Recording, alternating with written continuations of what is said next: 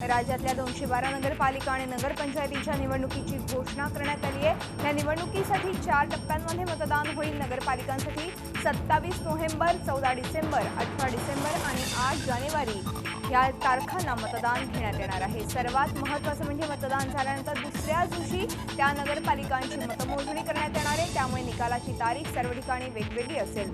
यंदा नगरपालिकांसाठी नगराध्यक्षांची निवडणूक थेट जनतेतून करण्यात येणार आहे। मात्र नगरपंचायतींच्या नगराध्यक्षांची निवडणूक निवडून आलेले नगरसेवकच करणार असल्याचं राज्य निवडणूक आयुक्त JS सहारिया यांनी सांगितलंय।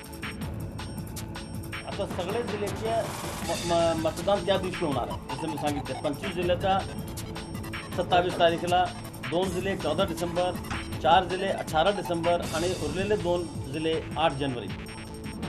संपूर्ण जिल्हा त्या दिवशी संपणार आहे आणि म्हणून त्याची मतमोजणी नेक्स्ट डे म्हणजे 28 नोव्हेंबर, 15 डिसेंबर, 19 डिसेंबर आणि 9 जानेवारी रोजी होणार आहे।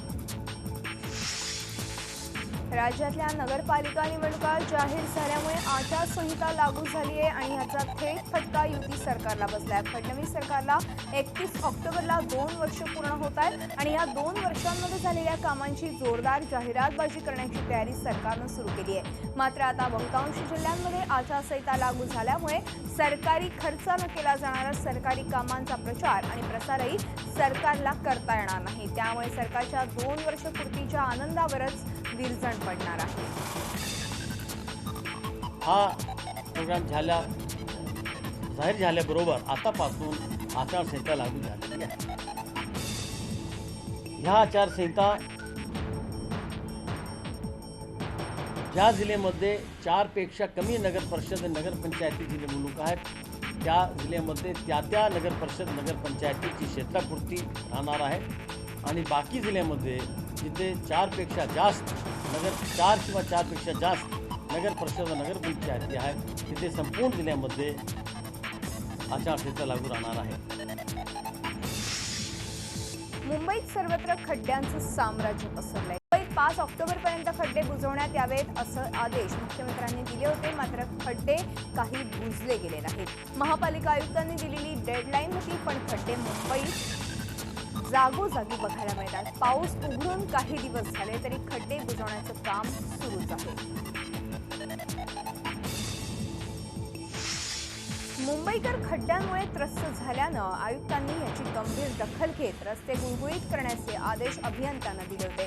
मात्र या अभियंत्यांना मुंबईच्या जनतेशी काहीही सोयीसुतक नसल्याचं स्पष्ट झालंय। कारण आज खड्डे बुजवण्याची अखेरची मुदत असताना देखील महापालिकेचे G0 कार्यालय ओस पडलं होतं। या कार्यालयात एकही कर्मचारी नव्हता। तुम्हाला वाटेल की हे सर्व रस्त्यांची पाहणी करायला फील्डवर गेले असतील, मात्र असं काहीही नाही। हे सर्व महाशय आपली ड्युटी सोडून चक्क दादरच्या अँटिनो डिसिल्वा शाळेत क्रिकेट खेळायला गेले होते। अभियंते कर्मचारी सर्वच क्रिकेट खेळण्यात दंग होते आणि या शाळेच्या मैदानावर हा सामना रंगला होता।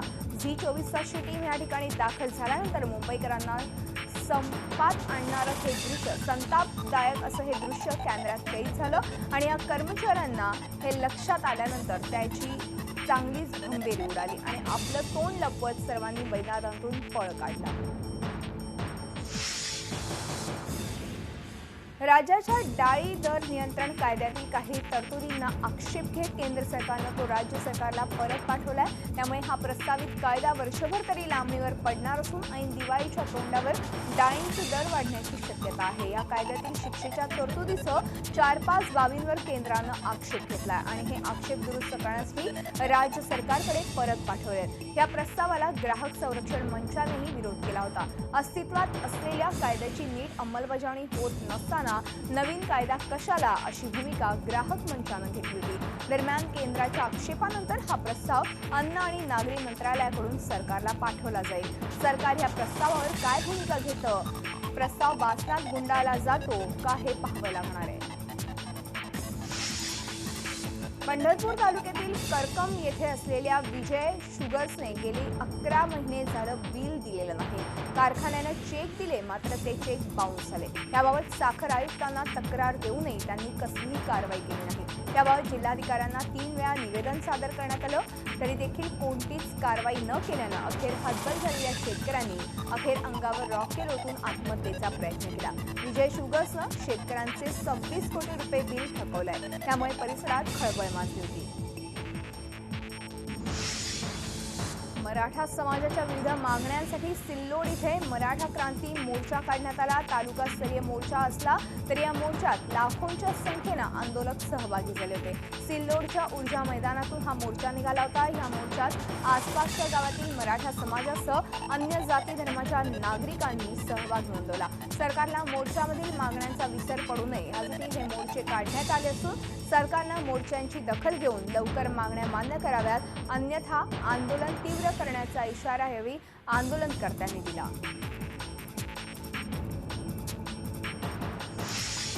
औरंगाबादमध्ये अजिंठा एलोरा महोत्सवात अजय अतुल यांचं सादरीकरण सुरू असताना अचानक साऊंड ट्रॅक बंद पडला आणि गोंधळ झाला. मात्र साऊंड बंद पडल्याने अजय अतुल हे मुळात गाणं गात नसून साऊंड ट्रॅक सुरू होता आणि ते फक्त ओठ हलवत असल्याचा आरोप होतोय. त्यामुळे संशयाचं वातावरण आता निर्माण झालंय. खरंच लाईव्ह कॉन्सर्टमध्ये असले प्रकार होत असतात का? पुन्हा हा प्रश्न आता ऐरणीवर आलाय. कार्यक्रमात एकदा हा घोळ झाल्यानंतर मात्र कुठेही पुन्हा ट्रॅकवर गाणं वाजवण्यात आलं नाही. अनुसूचित जाती जमाती तथा बहुजन समाजाच्या विविध मागण्यांसाठी मोर्चा काढण्यात आला. यामध्ये अॅट्रॉसिटी कायद्याची कडक अंमलबजावणी करण्यात यावी, मुस्लिम समाजाला 5% आरक्षण लागू करावं, या मागण्यांसह विविध मागण्या करण्यात येत आहेत.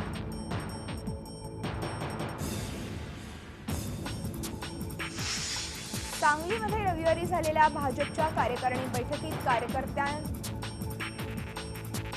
आमदारांपर्यंत सरकारच्या विरोधात उद्रेक पाहायला मिळाला. भाजप आमदार विलासराव जगताप यांनी हे सरकार सचिवालय चालवत आहे असा आरोप करत सर्व शासकीय अधिकारी हे विद्यमान मंत्र्यांचं नव्हे तर माजी मंत्र्यांचं ऐकतात असा गंभीर आरोप केलाय. तर मंत्री आमदार हे पद घेऊन फिरत आहेत, त्यांनी भाजप कार्यकर्त्यांसाठी काय केलं असा सवाल कार्यकर्त्यांनी यावेळी उपस्थित केला. एकूणच आज भाजपचे आमदार आणि कार्यकर्ते यांची अवस्था सरकार असतानाही सत्ता नसल्याप्रमाणेच झाली आहे.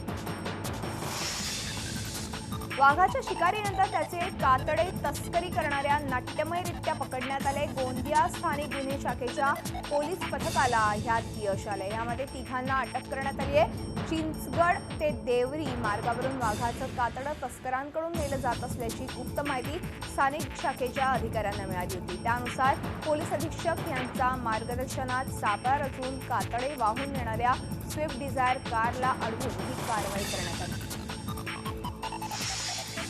झी24 तासच्या प्रदूषणमुक्त दिवाळी अभियानास राज्यभरातून चांगला प्रतिसाद मिळतोय. झी24 तासच्या मोहिमेत सातारा जिल्ह्यातील बनवडमधील जागृती विद्यालयाच्या विद्यार्थ्यांनी मोठ्या प्रमाणात सहभाग नोंदवला. यावेळी शाळेतील विद्यार्थ्यांनी यंदा फटाके न फोडण्याची शपथ घेतली.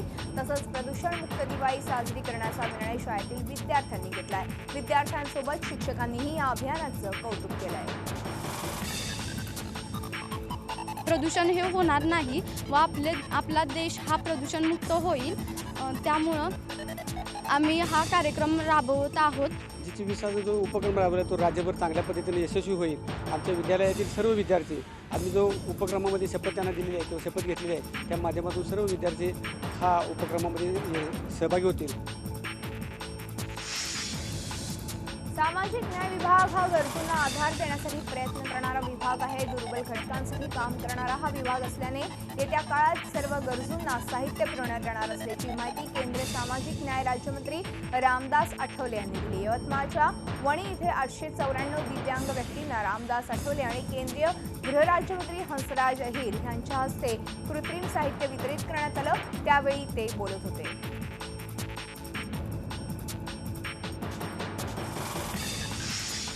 इथे झालेल्या दहशतवादी हल्ल्यात यवतमाळच्या वणी येथील पुरड गावचा विकास जनार्दन कुडमेथे या शहीद जवानांच्या कुटुंबियांना डिश टीव्ही आणि भारतीय जनता पक्षाकडून 2 लाख रुपयांची मदत सुपूर्द करण्यात आली.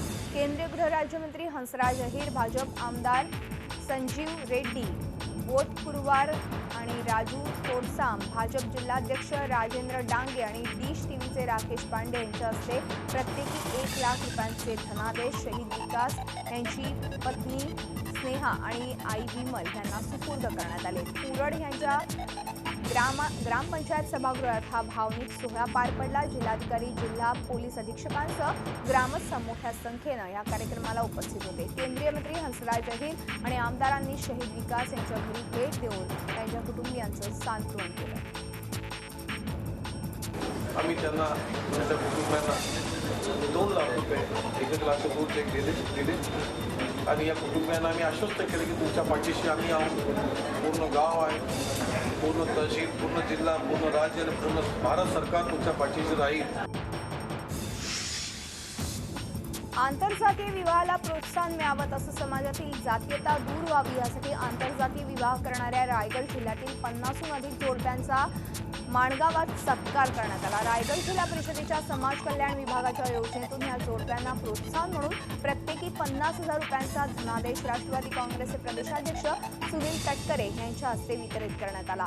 त्याचवेळी मागास विद्यार्थ्यांना लॅपटॉप, अपंगांना झेरॉक्स मशीन यांचं वाटप करण्यात आलं. तसंच अपंग कल्याणच्या योजनांची माहिती देणाऱ्या पुस्तिकेचं प्रकाशन मान्यवरांच्या हस्ते करण्यात आलं. पुण्यात आज एमपीएससीच्या विद्यार्थ्यांनी जिल्हाधिकारी कार्यालयावरती मोर्चा काढला. यामध्ये मोठ्या संख्येनं विद्यार्थी सहभागी झाले होते. हा मोर्चा शनिवार वाडा ते जिल्हाधिकारी कार्यालय असा काढण्यात आला. सरकारने नोकर भरतीवरील कपात त्वरित उठवावी. ज्या विविध विभागातील 90,000 जागा कपात करण्याचा निर्णय घेतलेला आहे तो त्वरित रद्द करून त्या जागी स्पर्धा परीक्षेमार्फत भरती करण्यात यावी. राज्यसेवा, विक्री कर, निरीक्षक, वनसेवा यांच्या रिक्त जागा भरण्यात याव्यात. सरकारनं ज्या जागा कंत्राटी पद्धतीने भरल्या आहेत त्या सर्व जागा स्पर्धा परीक्षेद्वारे कायम कराव्यात. या मागण्यासाठी हा मोर्चा काढण्यात आला.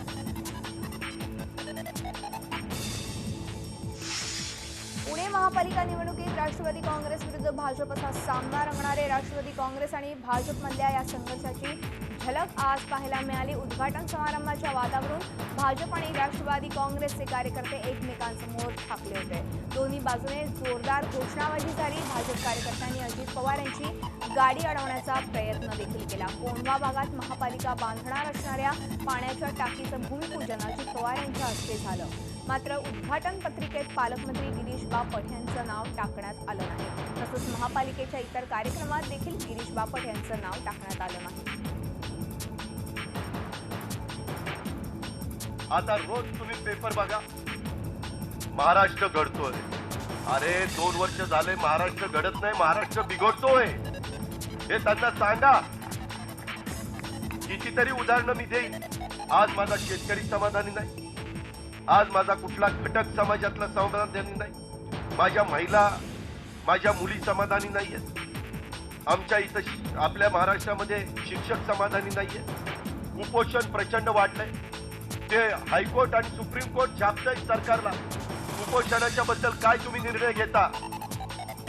सातत्याने सरकारच्या कामामध्ये हायकोर्टाला हस्तक्षेप करावा लागतोय, आदेश द्यावा लागतोय, सुप्रीम कोर्टाला पण सांगावं लागतंय. अशा पद्धतीचा कारभार नाही चालत. तुम्हाला एवढं मोठं बहुमत मिळालं, करा ना चांगला कारभार. त्याच्यामध्ये पुणे, पिंपरी चिंचवड महानगरपालिका आम्हा लोकांच्या विचाराची आहे. तिथं मेट्रोचा प्रश्न ताबडतोब मार्गी लावा. तळेगाव दाभाडे नगर परिषदेचे माजी नगराध्यक्ष सचिन शेळके हत्येप्रकरणी 3 जणांना पोलिसांनी अटक केली आहे. शंकर तथा बंटी दाभाडे, खंडू पचपीन, संदीप पचपीन आणि आकाश लोखंडे या 4घांना अटक करण्यात आली आहे. राजकीय वाद किंवा जमिनीच्या खरेदी विक्रीतून ही हत्या झाली असल्याचा अंदाज पोलिसांनी वर्तवला आहे. कोर्टानंही तिन्ही आरोपींना ऑक्टोबरपर्यंत पोलीस कोठडी सुनावली. राज्यात उघड्यावर आणि विनापरवाना फटाके विकणं महागात पडणारे मुंबई उच्च न्यायालयानं अशा विक्रेत्यांवर कडक कारवाई करण्याचे आदेश राज्य सरकारला दिले आहेत. कारवाई संदर्भातला अहवाल पुढील 8 दिवसात म्हणजेच 25 ऑक्टोबरपर्यंत सादर करण्याचे आदेश न्यायालयानं दिले आहेत. नाशिकचे चंद्रकांत लासुरे यांनी या संदर्भात याचिका दाखल केली होती. गेली 3 वर्षे चंद्रकांत लासुरे उघड्यावर फटाके विकणाऱ्या विक्रेत्यांच्या विरोधात लढा देत आहेत. उघड्यावर फटाके विकणे, विनापरवाना फटाके विकणे, फायर सेफ्टीचे नियम न पाळणाऱ्या व्यापाऱ्यांवरती लक्ष ठेवण्याचे आदेश उच्च न्यायालयानं दिले आहेत. त्यामुळे आता उघड्यावर फटाके विकणारे आणि नियम न पाळणाऱ्या दुकानांवर कारवाई केली जाणार आहे. कबीर कला मंचचे लोकशाहीर सचिन माळी आणि त्यांच्या साथीदारांना नक्षलवादी असल्याच्या आरोपातून मुक्त करावं यासाठी अनेक सामाजिक आणि पुरोगामी संघटनांनी आझाद मैदानात 1 दिवसीय उपोषण केलं. सचिन माळी आणि शीतल साठे यांसारख्या सच्च्या कलावंतांना तुरुंगात डांबलं जात आहे आणि याचा निषेध एल्गार सांस्कृतिक मंचच्या लोकशाहीरांनी गाण्यांमधून नोंदवला. या लोकशाहीरांवर योग्य पद्धतीनं खटला चालवून ते निर्दोष असल्यास त्यांना मुक्त करावं यासाठी गृहराज्यमंत्री दीपक केसरकर आणि राज्यपालांकडे निवेदन सादर करण्यात आलं आहे. मुंबईत आणि महाराष्ट्रात पुढील काही दिवस लोकांना घामाघूम व्हावं लागणार आहे. ऑक्टोबर हीट सुरू झाली असून मुंबईसह इतर जिल्ह्यात कमाल आणि किमान तापमानात वाढ झाली आहे. पश्चिम किनारपट्टीजवळ द्रोणीय परिस्थिती निर्माण झाली आहे. त्यामुळे मुंबईत धुसर वातावरण निर्माण झाले. येत्या 2 दिवसात धुसर वातावरणात बदल होत कमाल तापमानात वाढ होईल असा अंदाज कुलाबा वेधशाळेनं वर्तवला आहे. मुंबईतील कलिनामध्ये 60 वर्षीय RTI कार्यकर्ते भूपेंद्र वीरा हत्येप्रकरणी 2 जणांना अटक करण्यात आली आहे. या हत्येप्रकरणी काँग्रेसचे माजी नगरसेवक आणि त्यांच्या मुलाची चौकशी सुरू होती. या चौकशीनंतर काँग्रेसचे माजी नगरसेवक रझाक खान आणि त्यांचा मुलगा अमजद खान यांना अटक करण्यात आली. जमिनीच्या वादातून ही हत्या झाल्याचं पोलीस सूत्रांकडून सांगण्यात आलंय. काल सकाळी 9:30च्या सुमारास भूपेंद्र वीरा यांच्या घरात घुसून त्यांच्यावर गोळीबार करण्यात आला होता.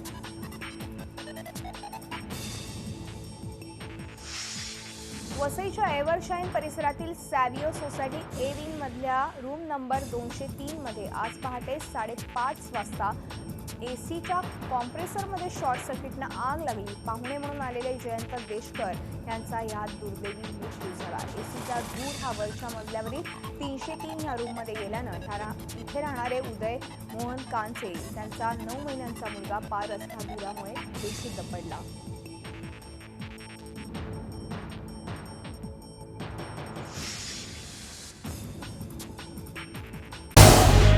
झी 24 तास रहा एक पाऊल पुढे.